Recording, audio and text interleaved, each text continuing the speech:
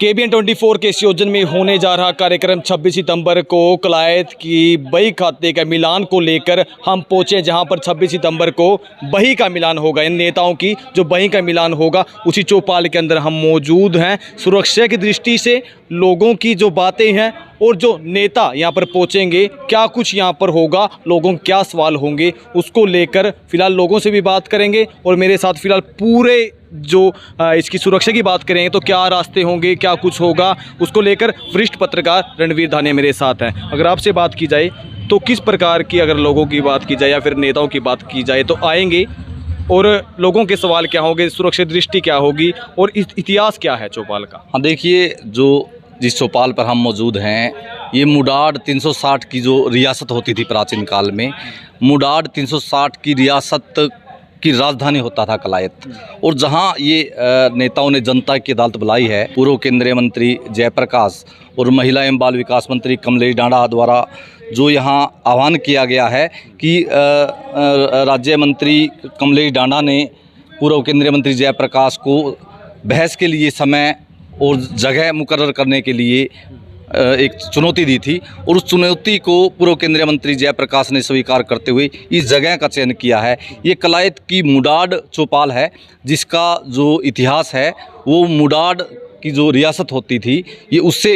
Match करता है, उससे मेल खाता है। क्योंकि जो मुडाड रियासत थी, मुडाड रियासत का मुख्यालय था कलायत और ये उसकी राजधानी होता था। और जिस प्रकार इसके महत्व आकर जुड़ गए हैं कि जिस प्रकार नेताओं के बीच विकास कार्यों को लेकर बहस होगी, ये मुद्दा निश्चित रूप से गर्म है, न केवल हरियाणा की राजनीति के लिए बल्कि देश की राजनीति में। क्योंकि अब तक जो नेताओं की जो परंपरा है वो एक दूसरे पर जो आरोप लगाते हैं, छींटाकशी करते हैं या टिप्पणी करते हैं, तंज कसते हैं, वो दूर से करते हैं। ऐसा पहली बार होगा कि कलायत की ये जो ऐतिहासिक चौपाल है, यहाँ नेताओं के विकास का बही खाता मिलाया जाएगा। और जो विकास के जो बही खाता की रणदीप आप बात कर रहे हैं, ये हरियाणा की राजनीति के साथ साथ देश की राजनीति में चर्चा का विषय बन गया है। और नेता अपना जो पुराना हिसाब किताब है, अगर आप कहेंगे कि जो कलायत विधानसभा है, कलायत विधानसभा का गठन 1950 के दशक में हुआ और इसका इतिहास बहुत लंबा है। और जो इस समय में विधायक रहे हैं और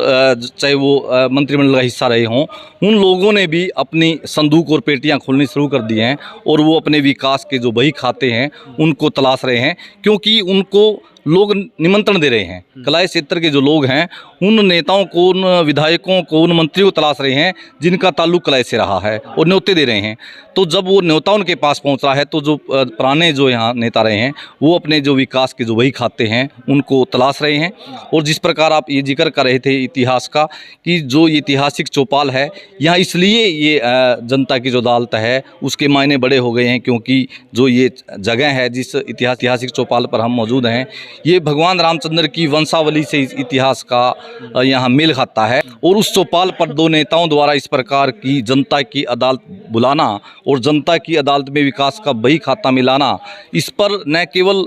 मौजूदा जो सरकार है बीजेपी उसकी नज़रें हैं, बल्कि तमाम राजनीतिक दलों की नज़रें इस जनता की अदालत पर। रणदीप, देखिए, अगर चलो नेता आ जाते हैं, चर्चा ये भी रहे लोगों के बीच कि नेता नहीं आएंगे, उन्होंने कह दिया जो उसमें उन्होंने कह दिया कि वो यहाँ पर पहुँचेंगे, मिलान करेंगे बही का कि उसने उतना विकास करवा दिया, उसने इतना विकास करवा दिया। आ गए यहाँ पर, सुरक्षा की दृष्टि से क्या देख रहे हो आप यहाँ? देखिए, जो व्यवस्थाएं होती हैं जब भी इस प्रकार के समय मुकर्रर होते हैं तो वहाँ सुरक्षा की दृष्टि से जो लोग हैं, जिस प्रकार आप यहाँ बात कर रहे थे, तो लोगों ने भी ये विश्वास दिलाया है कि अगर इस प्रकार की सृजनात्मक बहस नेताओं के बीच होती है तो वे उसमें शांतिप्रिय ढंग से अपनी भूमिका अदा करेंगे। और जब पूर्व केंद्रीय मंत्री जयप्रकाश और राज्य मंत्री कमलेश डांडा के बीच यहाँ पूरा कार्यक्रम जब तय होगा तो जो पुलिस प्रशासन है, व्यवस्थाएँ हैं, उसको निश्चित रूप से सुदृढ़ किया जाएगा। और अगर आप इस कैंपस की बात करें तो यहाँ जो मुख्य दो द्वार हैं, और आप देखें कि द्वार के ऊपर भी ग्रिलिंग है, और जो इनकी चार दीवारी है, चार दीवारी के ऊपर भी ग्रिलिंग है। और अगर आप आगरा में जाएंगे या आप दिल्ली में जिस तर्ज पर किलों को बनाया जाता है, उस तर्ज पर चबूतरे पर इस चौपाल को चौपाल के ऊपर वो जनता की अदालत जुड़ेगी, जहां नेताओं के बीच विकास कार्यों में अपनी भूमिका को लेकर चर्चा होगी। की बात की, क्या मैं आपसे भी ये सवाल रहेगा, क्योंकि आप भी लगातार इस राजनीतिक क्षेत्र में तमाम तरह के चुनाव देखे और विकास कार्य भी देखे होंगे। क्या दोनों नेता चाहिए या धर्मपाल शर्मा के बीच में बात आ जाती है कि उन्होंने विकास करवा दिया? क्या इन लोगों को यहाँ पर पहुँचना चाहिए? हाँ, देखिए, जब इस प्रकार की सकारात्मक दृष्टि को लेकर जब किसी पर होता है,